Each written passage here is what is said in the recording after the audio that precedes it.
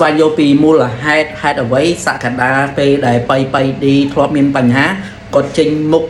ការពារគេឈ្មោះបៃឌីតែពេលសក្តាខ្លួនឯងវិញមានបញ្ហាបៃឌីបែរជានៅសំងំស្ងៀមមិនមានប្រតិកម្មអ្វីហើយបង្ហោះជីវកម្មគាត់ធម្មតាអានេះតាមការសន្និដ្ឋានរបស់ខ្ញុំឯណា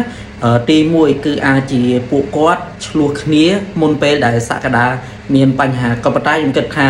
បញ្ហាហ្នឹងគឺវាមិនអាចកើតឡើងវាមានភាគរយតិចព្រោះអីពួកគាត់រាប់អានគ្នាវាជាង10ឆ្នាំហើយទី2គឺបៃឌីខ្លួនឯងគឺគាត់អត់ស្អាតបានន័យថា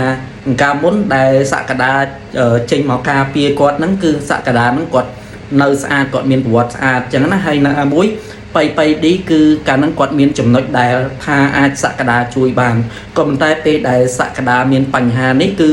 បៃឌីកាលឥឡូវនេះគឺគាត់អត់ស្អាតគាត់ធ្លាប់មានប្រវត្តិអញ្ចឹងទៅថ្មីដែលមិនទាន់មានអ្នកណាភ្លេចផងហ្នឹងហើយណាមួយទៀតគឺសក្តានេះរឿងក្តីសក្តានេះគឺវាចូលជ្រៅបាត់ទៅហើយបើបៃឌីចេញនិយាយគឺអត់បានប្រយោជន៍អីទេគឺមានតែទៅតែទាំងអស់គ្នាហើយ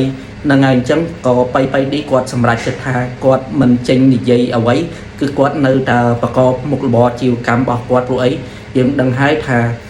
បៃឌីគឺជាម្ចាស់យើងថាក្រុមហ៊ុនធំមួយចោះគឺមានចាយ brand ឆាយពាក់ព័ន្ធនឹងកាហ្វេ corner ហើយ corner គាត់ច្រើន